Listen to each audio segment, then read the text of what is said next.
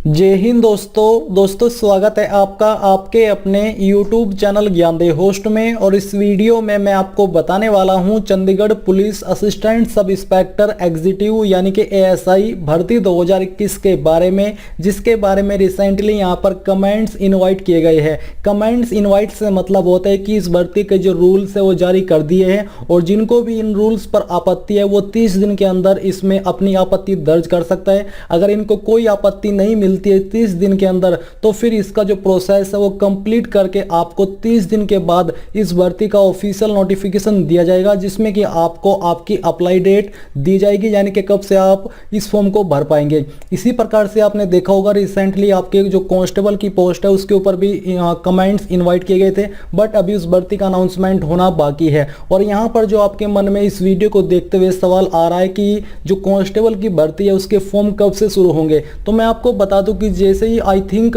ASI की जो comments invite किए गए हैं ये जैसे ही आपके कंप्लीट हो गए, यानी कि इसके ऊपर अगर कोई आपत्ति नहीं आती है तो फिर ऐसे में कांस्टेबल और ASI दोनों की भर्ती एक साथ निकाली जा सकती है, जिसके फॉर्म फिलअप में भी आपको मार्च के एंड या फिर अप्रैल के फर्स्ट वीक से फिल करना स्टार्ट कर पाए। तो चलिए अब यहाँ पर एक एक करके बात करते हैं ASI के इस भर्ती के बारे में। तो उसके पहले मैं आपसे कहना चाहूँगा कि अगर आपने अभी तक हमारे चैनल ज्ञानदेव होस्ट को सब्सक्राइब नहीं किया तो कर लीजिए और साथ ही बेल आइकन को ऑन कर दीजिए। इसके अलावा दोस्तों आप इस वीडियो को लाइक शेयर कर दीजिए, क्योंकि आपके एक लाइक करने से मुझे काफ़ी सारा मोटिवेशन एंड सपोर्ट मिलता है ताकि मैं आपके लिए आगे भी इस प्रकार के जॉब अपडेट लेकर के आता रहूँ। अब चलिए बात करते हैं इस भर्ती के बारे में। तो ये आपकी ऑफिशियल वेबसाइट है चंडीगढ़ पुलिस की। आप यहाँ पर व्हाट्स न्यूज़ सेक्शन के अंदर देखोगे आपको यहाँ पर बोला है कि inviting objections comment from stakeholder for draft recruitment rules for the post of ASI executive. और नीचे आपको यहाँ पर इसी प्रकार से कांस्टेबल की जो पोस्ट थी उसके ऊपर भी जो कमेंट्स हैं वो इनवाइट किए गए थे। तो जैसे ही आप इसके ऊपर क्लिक करते हो तो आपके सामने ये PDF आ जाएगा। यहाँ पर आपको कंप्लीट जानकारी दी गई है कि कैसा इसका एलिजिबिलिटी क्राइटेरिया होने वाला है और यहीं से मैं आपको प्रत्येक जानकारी अच्छे से क्लियर करने वाला हूँ। तो यहाँ पर दोस्तों आप सबसे पहली लाइन देख सकते हो, these recruitment rules deals with the direct recruitment to the post of assistant sub inspector executive. यानी कि जो रूल्स हैं ये आपके डील करेंगे या फिर कह लीजिए कि ये आपके तैयार किए गए हैं, ये आपके रूल बनाए गए हैं इस ASI की भर्ती के लिए। साथ ही यहाँ पर डेफिनेशन में आपको जो सैलरी के बारे में जानकारी है वो दी गई है। आपको यहाँ पर बोला है जो आपको इस पोस्ट पर सैलरी दी जाएगी वो आपको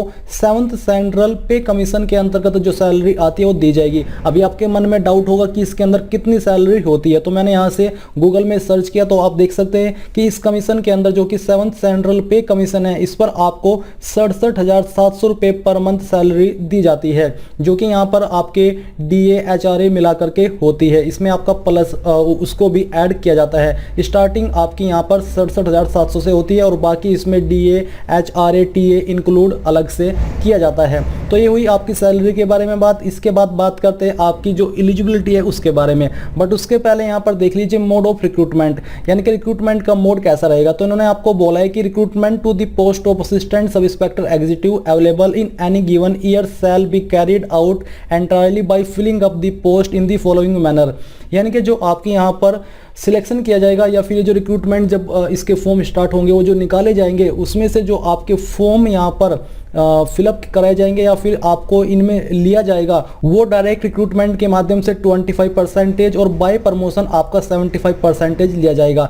यानी कि जिसमें फ्रेशर कैंडिडेट अप्लाई कर पाएंगे उसमें सिर्फ 25% शेयर ही रखा है आपके लिए और बाकी जो पोस्ट फिल की जाएगी इसकी वो आपकी प्रमोशन के द्वारा फिल की जाएगी, जो कि मेरे अकॉर्डिंग काफ़ी यहाँ पर परसेंटेज रेशियो फ्रेशर के लिए कम है।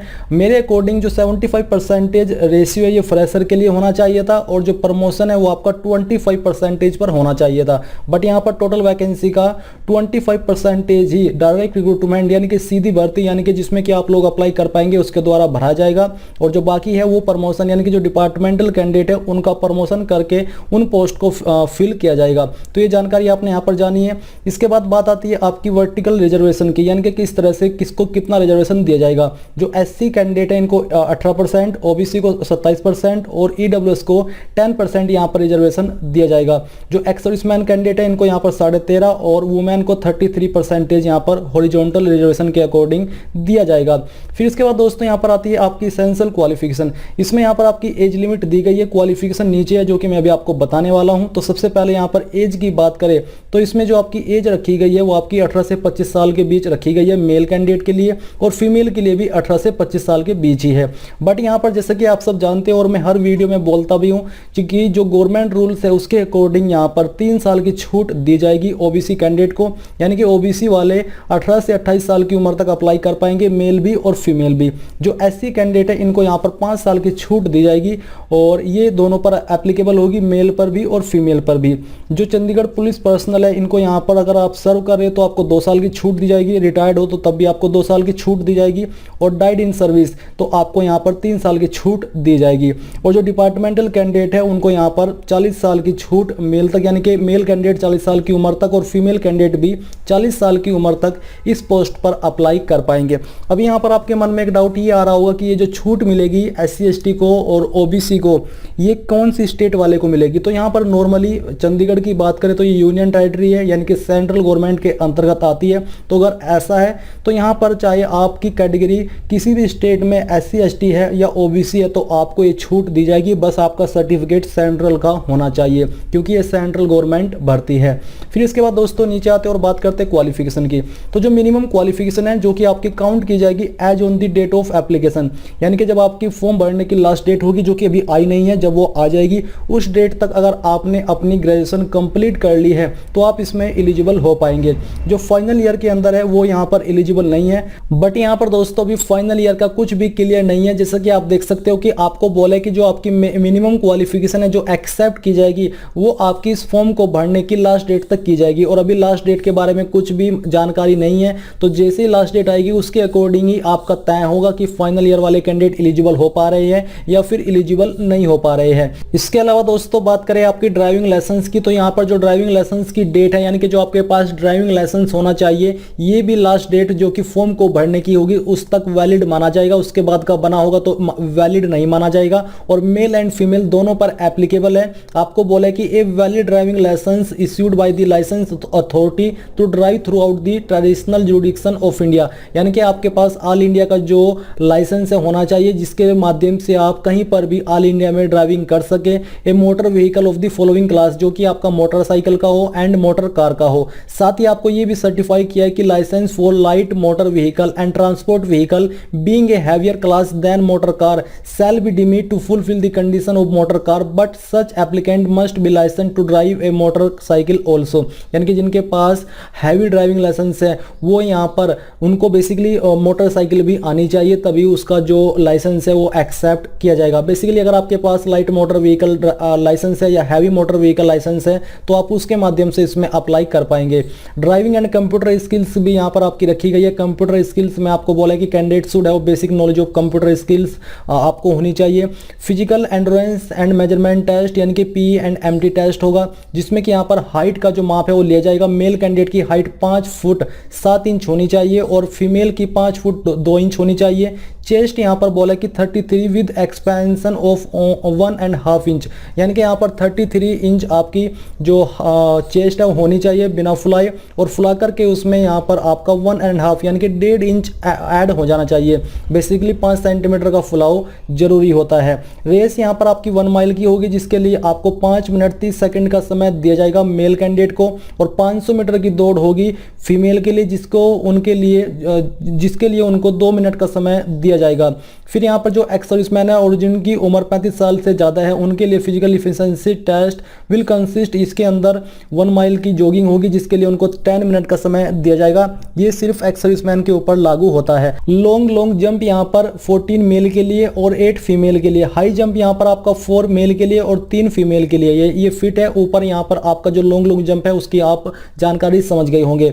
फिर दोस्तों यहाँ पर नीचे आता है आपका जो बाकी की जानकारी रह गई है, रिटन टेस्ट, सीबीटी की, तो मैं आपको बता दूं कि पहले इसमें आपका फिजिकल इफिशिएंसी और मेजरमेंट टेस्ट होगा, उसके बाद आपका एग्जाम होगा। जो लोग फिजिकल इफिशिएंसी और मेजरमेंट टेस्ट को क्वालिफाई कर पाएंगे उन्हीं का फिर एग्जाम होगा, जिसमें कि computer based test year first 50 marks के लिए रहेगा और टीयर 2 आपका 50 मार्क्स के लिए रहेगा। इसका जो पैटर्न है वो यहाँ पर दिया है और मैं एक और वीडियो बना करके आपको एग्जाम पैटर्न एंड सिलेबस के बारे में जानकारी अच्छे से क्लियर करने वाला हूँ। जो आपके एग्जाम के क्वालिफाइंग मार्क्स रखे हैं कैटेगरी वाइज, वो जनरल के लिए 50% है, एससी के लिए 40, ओबीसी के लिए 40, एक्स सर्विसमैन के लिए भी 40 रखे गए हैं। तो यहाँ पर दोस्तों आपने इसके बारे में कंप्लीट जानकारी जान ली है और मैं आपको फिर से बता दूं कि अभी इस जो आपका कमेंट्स इनवाइट किए गए हैं या फिर ऑब्जेक्शन इनवाइट किए गए हैं, इसके 1 महीने के अंदर आपको बता दिया जाएगा कि ये कब भर्ती आएगी। मे बी ये अप्रैल के फर्स्ट वीक में आ जाए और कांस्टेबल एसआई दोनों की भर्ती एक साथ में आ जाए।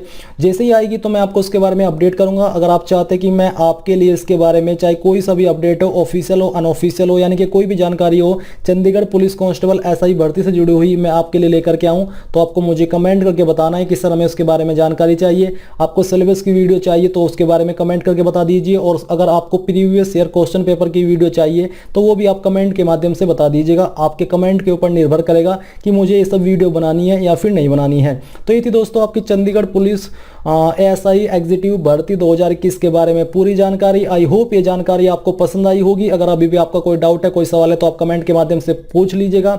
एंड इसके अलावा आपके अपने यूट्यूब चैनल ज्ञानदेह होस्ट को सब्सक्राइब करके बेल आइकन को ऑन कर ले, ताकि आपको आगे आने वाली वीडियोस के नोटिफिकेशन सबसे पहले मिल पाए। जय हिंद दोस्तों।